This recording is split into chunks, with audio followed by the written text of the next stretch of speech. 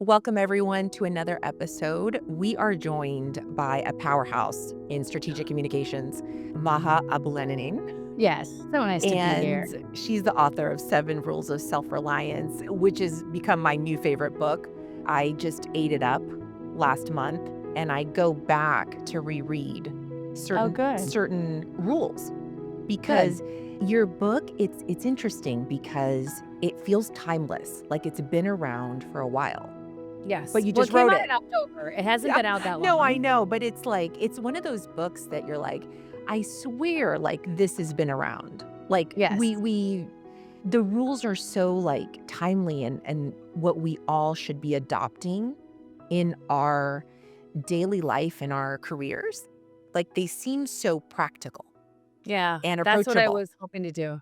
Well, you did it. I think you nailed it, and I just ate it all up because I said, "Wow, I wish I would have known about some of these in my early years," right? Trying to navigate just the corporate world or Yeah. just having the audacity to kinda start my own business, have the and that well, nowadays we can do that more, and that's what we're gonna talk about, Yeah, for all these sure. tools. But briefly, let us know just basically what self-reliance means to you, like how you came Yeah. about this concept Oh, because yeah. you've been tested in your life. So, Yes, I have. Well, thank you so much for having me. It is a real pleasure for me to be here. I mean, I think when people see the word self in self-reliance, they're like, "Oh, it's about being selfish and going it alone and I can do everything by myself." It's actually the opposite. I'm trying to give people practical tools, practical things that have been tested in my life. I'm 55, I've been doing this a long time, of things that you need to know how to do for yourself so that you can be valuable to other people. And so self-reliance for me is about self-confidence. It's about investing in yourself. And it's about having the tools and skills within yourself so that you don't have to wait for other people to do things for you, right? And so I want you to have that power yourself. And so I want to arm you with what you need to know how to do. It's pretty basic. I want you to know how to build your own network and build relationships. You don't need to rely on anybody else to have a relationship. You can do that absolutely. yourself. What is And so, one pivotal moment for you that helped you tap into this power? I mean, I kind of sometimes in my life, and early in my life, I tell about a lot of stories in the book. Like I got asked to do things that I'd never done before. So I'm like, I don't know how to do that. That's not what I do. But most of the things that everyone listening to this podcast will face, there'll be a lot of new things you've never done before, mostly because you've never been asked. And then you're going to find out if you kind of get that desire to take that first step or get that confidence to take that first step, then not only can you do it, you're pretty good at it. And so I think the big pivotal moment for me happened at a very young age where somebody asked me to do something that had never been asked before. I'm like, oh, that's not what I do. That's not what I do. I'm not capable of doing that. But once I got in a situation, I learned how to create relationships. I learned how to add value. I learned the skills. And I thought, oh, this is something people can learn. You're not just born with this. You don't just have this innate talent. No, these are practical rules that you can adopt today that will actually have a big meaningfully change in your life. I love that. And I love that you talk about bringing value to people, not more work. So I've been having this conversation with some of my interns, and I said, you have to understand if you want to work under somebody who's really successful, you can't give them more work. You can't be Yeah. their next project. Like, Yeah. what are you going to add of value to this person Yeah, that yeah, you it's true. really, really want to work with? And go back and read Maha's book because she'll talk about this because I love this. And this is what I've been doing throughout my career early on when I started with the Ritz-Carlton. It was big. It was a wonderful company to start with because they really wanted you to focus on creating experiences for people that added value to their lives Mhm. and, making people feel like really valued, important. Valuable. Yeah. And that's so rare. You think that this is like something that is natural to a lot of people, Yep. but it's So not. yeah, so here's how I think about it. Like I always was like, what does that mean to create value for somebody, right? And it could be something very simple. And it starts with the question of how can I help? Yes. By finding out how you can help somebody, you're going to understand What do they care about? What are their pain points? What are their ambitions? What are their goals? And so I always walk into a situation, and it's going to happen even with us, where I'm going to try to find a way to create value for you. What do you need? Do you need a specific guest? Do you want me to help introduce you to somebody? Can I solve a problem for you? Can I share an interesting article that might unlock something for you? Can I help you with ideas? Like, creating value is trying to go above and beyond and out of your way to do something that's important to the other person. It doesn't matter what I think is valuable. I have to spend time listening and talking to you to find out what's important to you and then deliver that. And I think if you can walk through your life creating value for other people, not only are you going to have a good reputation, but people are going to like you. They're going to want to work with you. They're going to want to support you. They're going to want to cheer for Busy. you. They're They're not going to want to help you. They're going to want to invest in you. they're They're gonna going to wanna want to be in your life because you're the kind of person that is a value creator, a value add to their life versus being someone who's taking away from them or sucking things energy like a battery, right? And I always think about the people that we spend time around. Like, I want to spend time around people who are creating value for me. And I 100%. want to create value for my team. But I always think about what's the best way to do that. It could be something small. It could be, supporting them on social media, sharing their work, giving them a high five, telling them that you really appreciate them and that you care about them. That you're creating value for people by showing up for them. And that's meaningful in today's world. Absolutely, and I've been talking a lot lately about how a lot of us need to listen more to people instead of talking. Yeah. I think a lot Because, of us wanna just talk, talk, talk, and I go, "Are you really listening? Tuning yeah, into people," right? we have two ears and one mouth for a reason, right? We want to figure out what's the best way to get information is to listen, listen and learn, following what's happening in the market, following what's happening with their business. It's easier now because we have social media, so we can see things on their pages. Like every time I'm trying to do something with someone, I have to like check their socials. Are they out of town? Like maybe they're posting, they're on a trip somewhere. I don't want to be texting them if it's not the right time. But I think a lot about the access that we have to information, which allows us to do unlimited listening, allows us to gather unlimited information and data. So take advantage of it. Like if you want to work for a company, start following all of their social media channels, start looking up their websites, follow the key executives in the company, see what they're up to. Like listening is a big part of acquiring knowledge so that you know where you can bring the most value and where you can plug in. I love that. I love that because that's what It's I'm true. trying to reiterate with some of my younger college students and people that want to get their foot in the door is, Yeah. telling them, "You need to listen more. Yeah, Listen, it's hard listen, to listen." do. It's hard to do because 'cause we're not used to that kind of, we want transactions. We wanna get Exactly. things done. We wanna move along. We don't wanna have to sit and listen and wait for information to come to us. We wanna just, take action right away. So I feel like it's really good advice to spend time listening so that you can understand where's the best place where you can add value. I tell a story in the book, which I'll bring up of I was working for the chairman of this company, and he put me at a very entry level job of like not, not what I wanted at all. But it kind of gave me the best position in that role to see everything going on in the firm so that I can figure out where I can actually play in the company. What's a good role for me? So you never know if you get an opportunity to learn something versus earning money. I certainly wasn't earning money in that role, but I was learning, and that was very, very valuable for me. Oh, I love that. And there's so many rules in here that I love. I don't even know which ones to touch on first, but, Okay. the key quote in your book is, "Hustle culture's out, value culture's in." So, I Yeah. feel like we're covering that, right? But Yeah. but the other rule I love that I've adopted, thanks to you, I feel really Okay. confident, is don't wait, create. Yeah. And I started this podcast because initially, I was waiting to be on other people's podcasts as an expert. And some people were like, "Well, you don't have your PhD, so we can't have you on." And then I was like, "Well, I'm not gonna wait. Yeah. I'm going to create my own podcast." I And it's love that funny story. because through the creation of this, and you just reiterated it for me, there was no reason for me to wait. I had to just do it.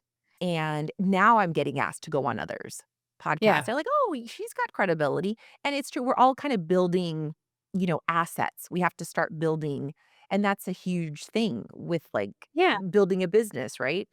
So, like, what do you suggest to people that are the waiters here?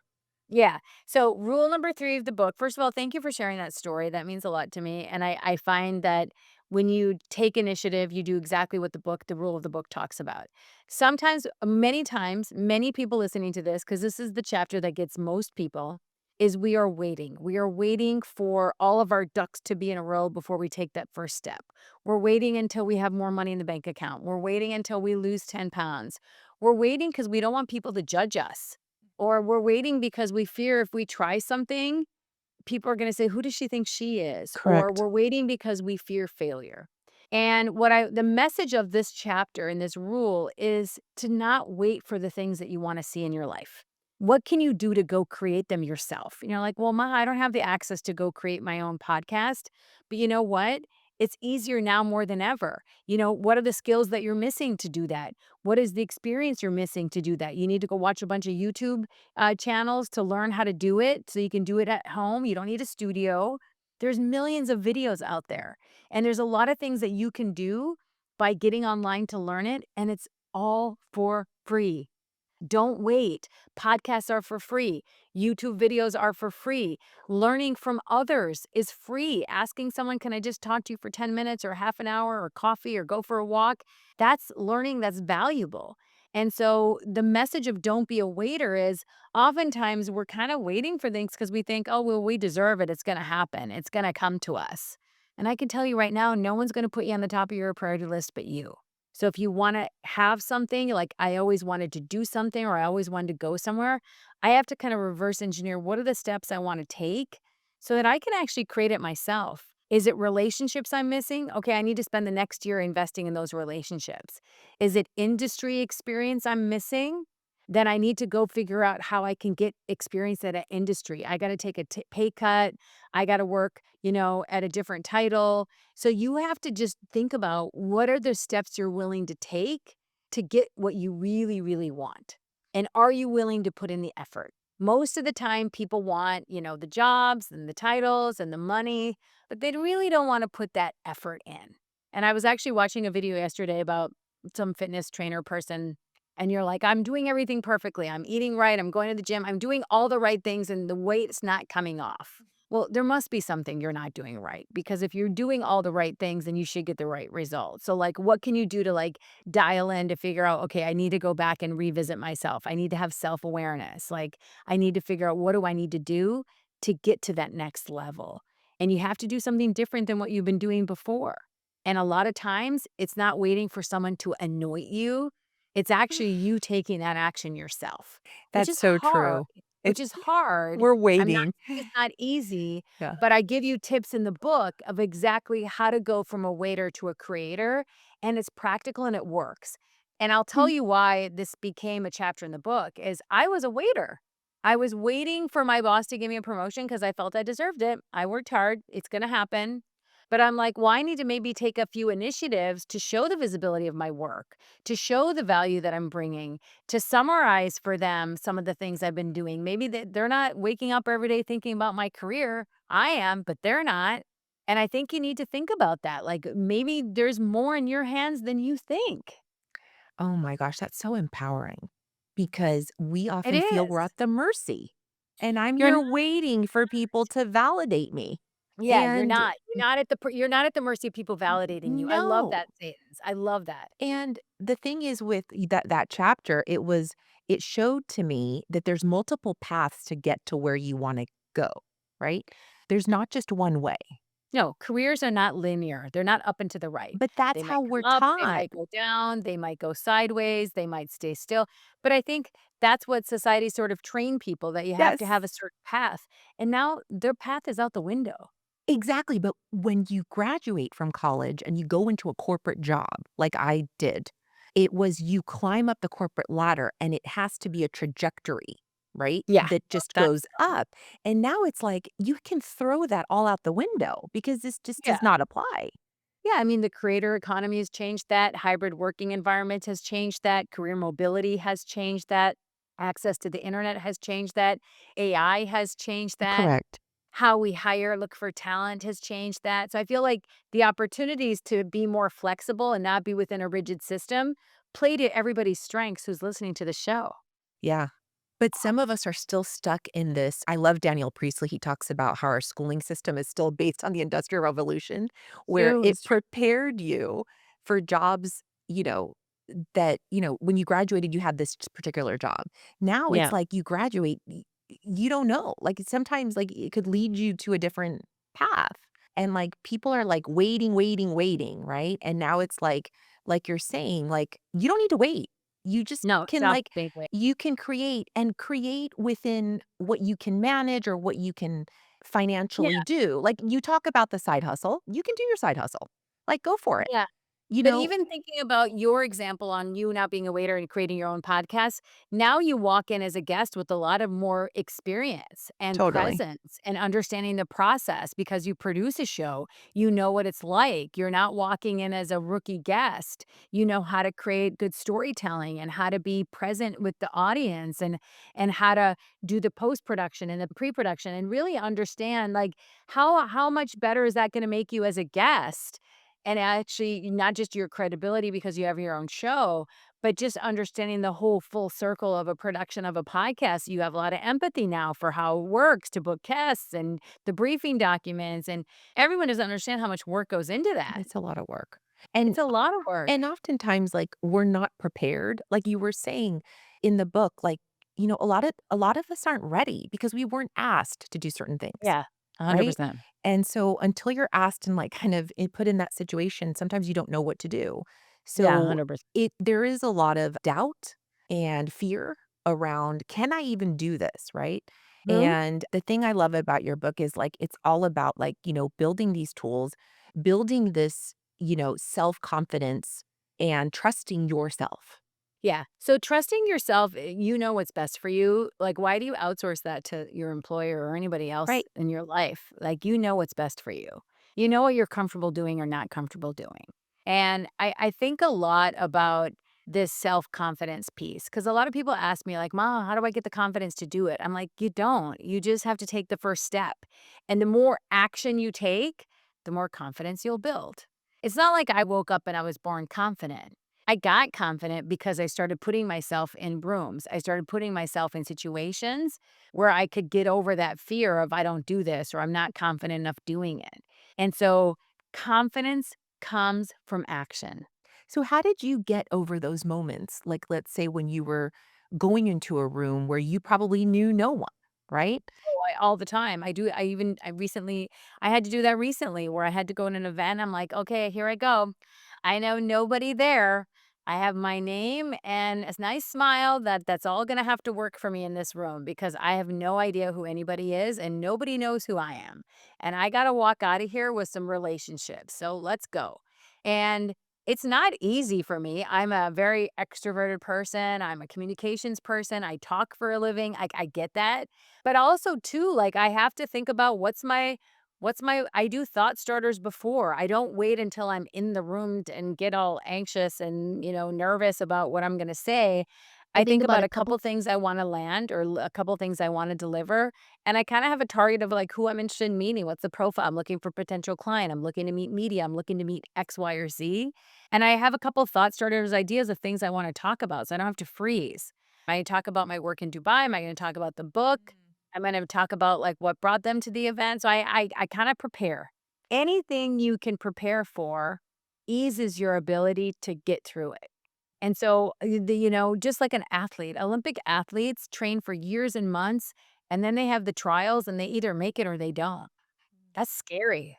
You are not an Olympic athlete. You get trial and error every single day. You just have to put yourself out there.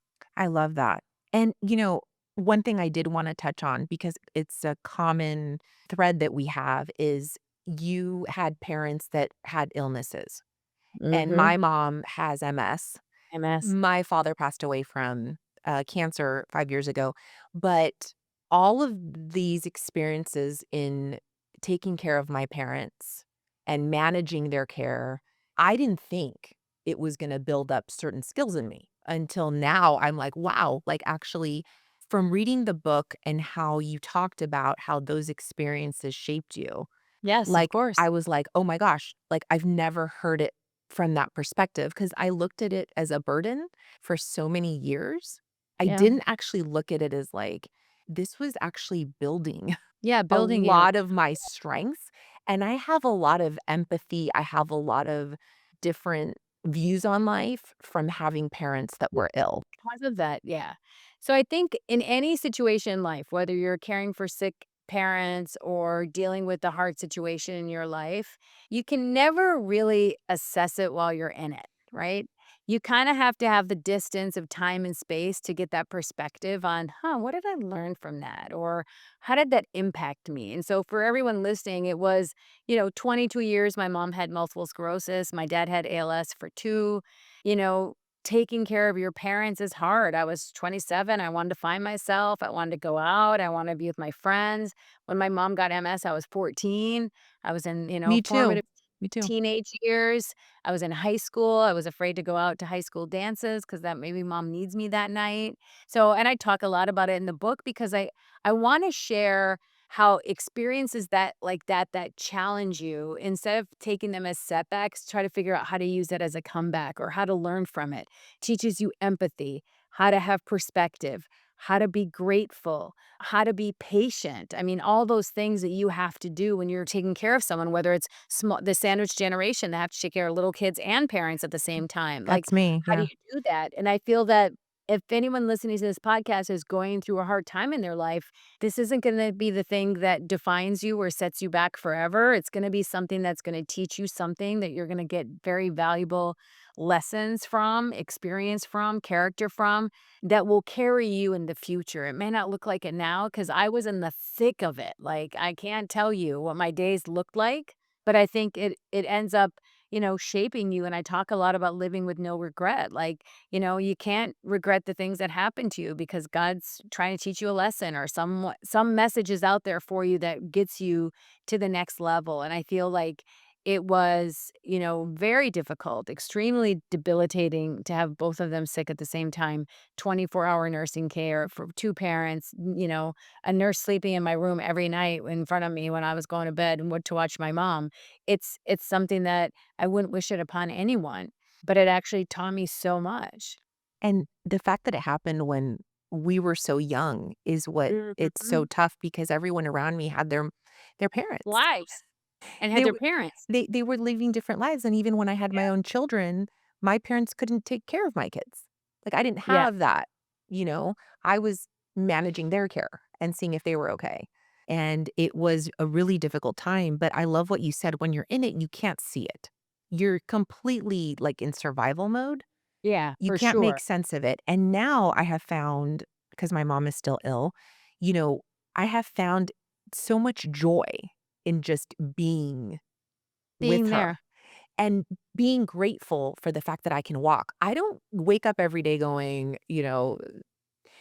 I wake up every day just being thankful to walk because she Yeah, can't. the fact that you could put your feet on the ground and Exactly. get out of bed is a big deal. Everybody the other day in one of my mindset groups, they were talking about, what do you wanna do in your golden years? Everybody said, "I wanna travel, I wanna do this, I wanna," and I Yeah. said, "I wanna be able to walk my trash cans up the hill if I'm still living at my house." And they're like, "What?" And That I'm is like, so "It's powerful. because That is my so mom powerful. is paralyzed." So what do you think I want? What I want is to just be able to walk. Basics, yeah. Right? But all of that, like you said, all of these experiences have shaped us and given us these tools that I believe really set us apart in business and in working with people. And I see people, they're like, we totally want to work with you.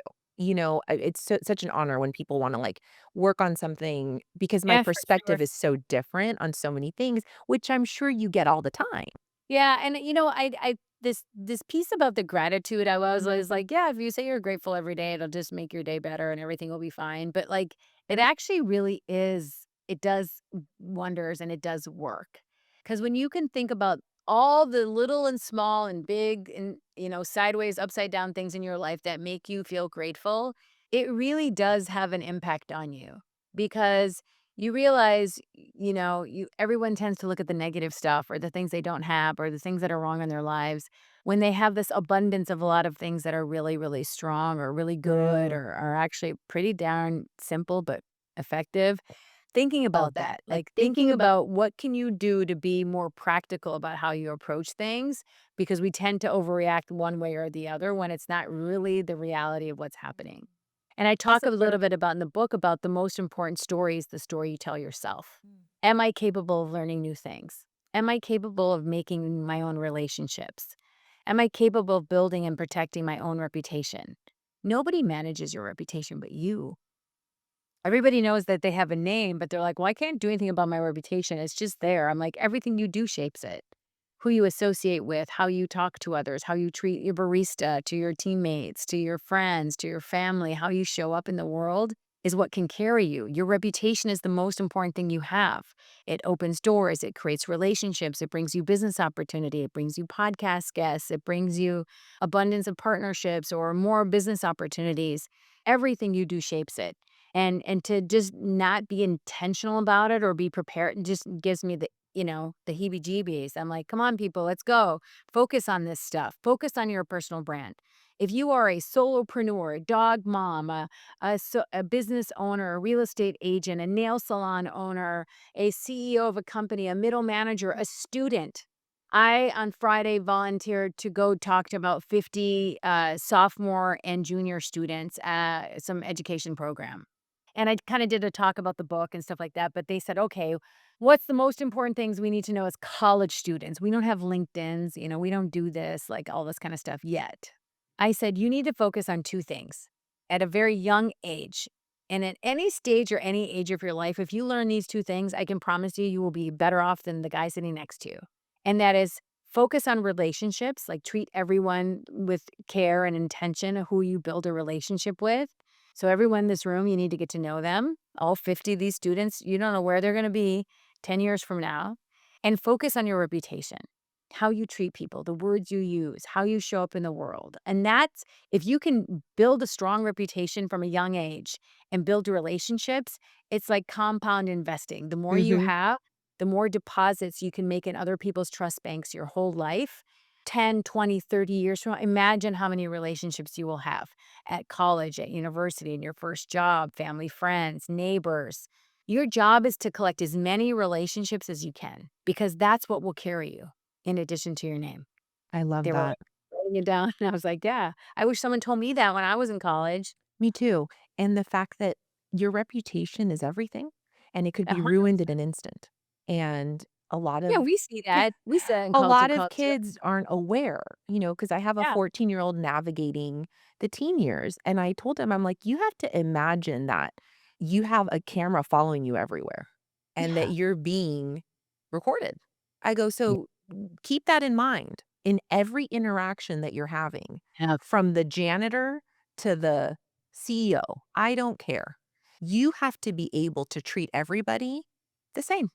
You aren't above anybody. You aren't, you have to, manners it's true. still exist, Yeah, even though your generation, they don't look at people anymore. Like, get in there, look at someone in the eye, shake their hand, ask them questions. Like, these are skills that are being lost. And I wish that, again, the younger generation would understand it's all about relationship building, like you're talking about.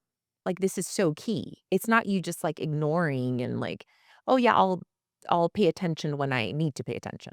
yeah, 100%. So what is one of your favorite rules in the book that you My love? favorite rule in the book has to do with something I hope a lot of people listening are, and that is curiosity. Oh, So, how do you learn, unlearn, and invest in yourself? And I talk a lot about, I'm 55. I had to reinvent myself in my career several times over, which I'm sure a lot of people do. The market's changing. How can you stay mhm. relevant? Is you got to learn to put yourself first when it comes to investing in yourself. Like expecting other people to train you and to teach you things is a thing of the past.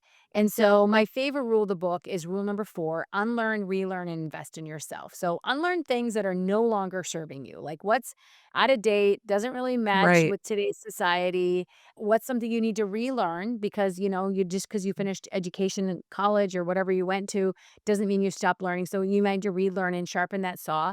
And then what are you doing to invest in yourself? Can you spend 15 minutes a week listening to a podcast, learning something new? Can you spend Tuesday nights or Sunday mornings, or maybe, instead of watching Netflix every night or a TV show, could you take 1 hour and read, or 1 hour and watch YouTube videos, or 1 hour and take an AI course? I'm talking about taking micro moments, micro habits to start. Because I think if you can get in a habit of like, okay, I'm going to spend twice a week listening to this podcast because it's going to teach me something new, that's amazing. So what is And one it thing starts you're with small. unlearning? I'm curious. Cause Me? yeah, what is one thing you're unlearning still? Or do you think you're Oh, still unlearning. I'm telling you, I'm going through a process right now in my company where I'm looking for talent. And it was very traditional that like where you went to school decided who you were going to become. So you would look at resumes or CVs and say, okay, what was their title? What was their education? What was their degree? What was their experience? What is the industry? I used to just look at CVs of very specific resumes of very specific ways. Now I'm kind of unlearning that whole hiring process. I'm looking for talent based on skills, accountability, adaptability, curiosity. Are they culturally in tune to what's happening in the market? Are they willing to learn new things like AI? And so I'm looking for different things that I ever used to look like 5 years ago, right? I always looked at like the degrees, the titles, and the skills and the areas of industry. Now I'm looking specifically, I'm testing for skills. How hard do you work? How do I know if you're stressed? Are you a good culture fit? Like, I'm asking things that I wouldn't ask related to the hands-on of their job. So I'm unlearning the process of how I'm judging talent and Hmm. how I'm screening talent, and it's a big shift. It's a huge shift Yeah, because I think we're all still stuck on, career the paths. vanity, like, Yeah, where yeah, did you go to school? Like, like, and what cool job did you have before this? Or, yeah. but that is so wonderful that you're going through this new process, but it's daunting because it's new, right? It's like something, you have to, you were unlearning, now you're learning this new process. So, yeah, there's so much valuable wisdom in here. Like everybody needs to read this book. But again, I just in kind of winding down, like if someone is afraid to take this leap, right, in self-reliance, or they don't think they have it, like Yeah. what do you want to tell them? They Mm. haven't. They just don't know it yet. So 1, read the book. 2, reach out to me. I'd love to help you. I'd love to talk to you about what you're doing. You can DM me. I will answer everything myself. And I think start with being curious.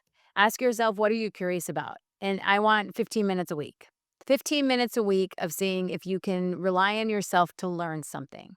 Okay, I see, don't need that you to doesn't go. sound so daunting because it's like, for me, I've hired people that are better at certain things, like the AI tools, but I'm getting a knowledge of it, right? And I've become aware that I've had to face this because I didn't want to face it, but I have to. You have to because it'll pass you by. It's like the Exactly. And I want to jump on the bandwagon now of the versus yeah, later. So I just had to accept my early. reality. Get in early. But, Yeah, early. learning it alongside people that are really like have picked up on it super quick Yeah. has been amazing. Yes, Um, surround yourself with people who are also like-minded people who wanna grow and learn and be part of that kind of culture helps bring you along. If you think you don't have it, join a group coaching, join a group that has people that are like that group that you were on with the mhm. messy like, that's a good way for you to, like, get inspired and get, like, motivation of understanding how other people are doing it. Like, we have access to unlimited information, that's daunting. But also, we have access to unlimited information. So go grab it, like take advantage of it because someone sitting next to you already has. Yeah, and I love this, like, I'm a lifelong learner. Like, if I love that. I could That's be like in part of my school, DNA. like, all the time. Yeah. I feel like every day I am learning something new. Like, again, podcast, books, I don't Netflix and numb like a lot of people. Yeah. I really and I just feel like I need to know more about Yeah. whatever it is that piques my interest. But I think that that's kind of what your book really empowers us to do is like, we have all the tools to make this happen. you know, like, we just have to have this, like, belief that, like, we can do this. Like, we can become more self-reliant. We can we're not hardwired. We can learn, new ways of doing things.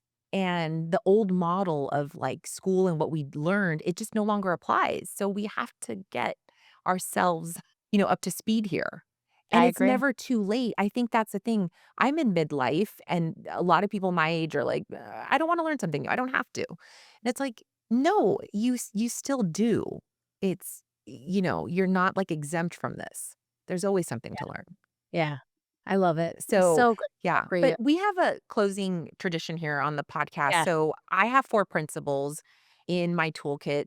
So, they're RISC. So, the R stands for reflection. So, what is something you do daily to reflect or get still? First of all, I walk every morning. I find that that's a nice kind of walking meditation Me for too. me. I do that every single morning, and I move my body. I feel like that's the thing that signals to my brain, to my health, to myself that I'm the most important part of the day. If I don't have a good health and a good body and a good mind, I'm not gonna be able to produce for anyone, including myself or my family. I love that. I do it as well. I feel like walking is like intentional and like you're in movement and you can do a walking meditation. I love that. So Yeah, the yeah. second principle is intention. What is one intention you set for yourself this year? My intention for this year, my word for this year was growth. And I think about how I can grow as an individual. How can I grow as a CEO for my team? How can I grow my business? How can I grow my learning and understanding? How can I grow in sort of every aspect of my life? Like just general growth. If it's 1% more, that's 1% than I was last year. I love And I that. don't make big, audacious goals. I always think about small micro habits. Like, what's a small habit I can keep? Because I get busy, I get tired, I got things going on. Like, can I cook once a week? Can I cook twice a week? Like, I try to pick goals that I know I can consistently deliver on because that gives me confidence and it makes me know that I can do it. Because if I set these big, fat goals, I never accomplish them. And then I feel bad that I didn't do them. Right. Well, I love Atomic Habits. I've read it like 50 times, but like he always talks, James Clear talks about tying in one thing you want to do with something you already are doing, right? Like to 100%. I make love it that book. It's a great book. easier to adopt a new habit. But the S in my principle stands for simplicity. So I Yes. believe in living with less, clearing things from your life that no longer serve you. Do you do this? Have you applied any of this in your life just from that standpoint? Simplicity. So I'll tell you, I moved into this house that I'm living in 2020 during the pandemic. And one of the things I did was I invested in a home organizer. And this home organizer told me if we have a place for everything in your life, it's less clutter in your home. And if you have a less cluttered home, then you have a less cluttered life. And I've been in this home now for 5 years and I followed her system, and the simplicity matters It and it does. helps me not think about where does this go? I don't have a junk drawer in my house for a reason. Like, Me too. you just have to, like, really not it's not about how much stuff you have or don't have, it's just, like, how organized can you try to keep it so that you don't have to overthink it. That's why a lot of the most famous CEOs in the world wear the same outfits, they don't wanna think about it. So, Right. I gotta think, like, the simplicity in my life is just keeping things organized in the way that she built this system to help me live better. Yeah. It's actually working. Follow a neat little nest, giving her a little Oh, I blanket. love that. Yeah, and Yeah, I feel like, I clean less and I have more energy to move around the world. Like, yeah. the simpler my home is, I don't spend a ton of time cleaning, and I have kids, and I don't, because I can come in and out, and, like, it frees up the energy's good, free flowing energy, you're not living in clutter, I love that. So the E stands for enjoyment. So what is one simple pleasure you Tennis, enjoy? playing tennis, easy. I said it before you mentioned I just playing tennis makes me happy. If I'm on the I love tennis that. court, I'm a happy person. I love that, and I hope you carve out enough time for that because it sounds I like you're do. a I play like busy 3 times a week. woman. Yeah, So, yeah, I well, do. I have enjoyed our time together. I Thank am you. Thank you so super much. grateful. I could We will probably, talk to you all talk for day. 3 days. Yeah. We could. I mean, Yeah. this could be a whole series because there is just so much wealth of wisdom that you're giving all of us, like, Thank you. on the daily, just through your socials, and you just radiate such a Thank you. positive Thank you. spirit, and we love seeing you. Life is too online. short. Life is too short. You gotta, like, every day, like, even this morning, I had a call with my team, like, at 8 a.m., and I'm like, "Miss Positivity, Miss Energy," and they're like, "Oh, we've been on the road with her. She's like this every day. Like, she's always like this." And I'm like, "You know what? We are only on this earth for so long. Do what you care about doing. Spend the time doing it the way you want to spend it. Live your life with no regrets. Take these tools, put them into the world, see what works for you, but reach out to me if anyone has any questions. I'd love to hear from you as well." Oh my gosh, thank you so much. Thank you. Ah. This was great. Thank you.